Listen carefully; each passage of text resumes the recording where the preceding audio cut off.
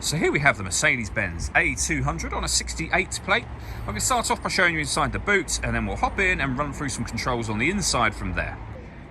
As we approach the back of the car, you can see we have reversing sensors, plenty of boot space as well, along with the 3 individually folding rear seats should you wish to increase this space even further.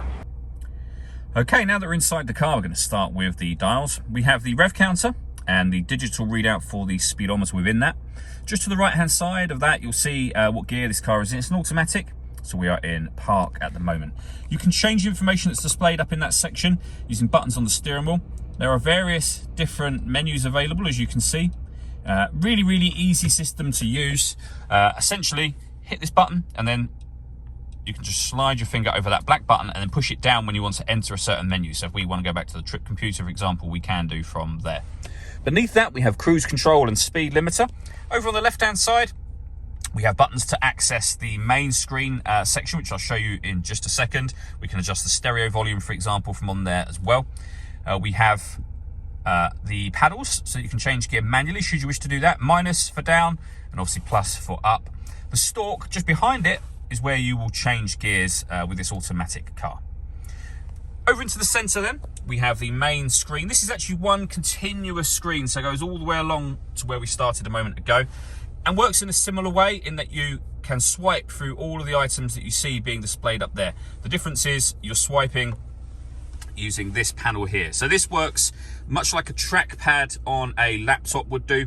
You can swipe, you can tap. So for example, I've swiped along to access satellite navigation, push that down, and you'll see we're in the sat nav menu. We've done a video showing how Mercedes-Benz satellite navigation systems work, which you can find on our website and on our YouTube channel. You can go back a step from there. You can obviously pair up your phone should you wish to. You can access your radio, again, by tapping down on that button. We've got AM, FM and DAB radio. You can go to your own media to listen to your own music should you wish to do that. Very easy system to use all in all. Working our way down, we then have dual zone climate control. So you can adjust the passenger and driver temperature. You can increase and decrease the fan speed from here. You can turn your air conditioning off and on if you wish to. Or you can put the whole system into auto. If you do that, the car will maintain the temperatures you've asked for by taking full control of the fan speed and direction of the air for you. You can override that by making any manual adjustment that you wish to make, or by turning auto off yourself. We then have this slider which will open and close to reveal 2 cup holders. We have the system that I was mentioning just a moment ago. We have volume for the stereo here as well as on the steering wheel.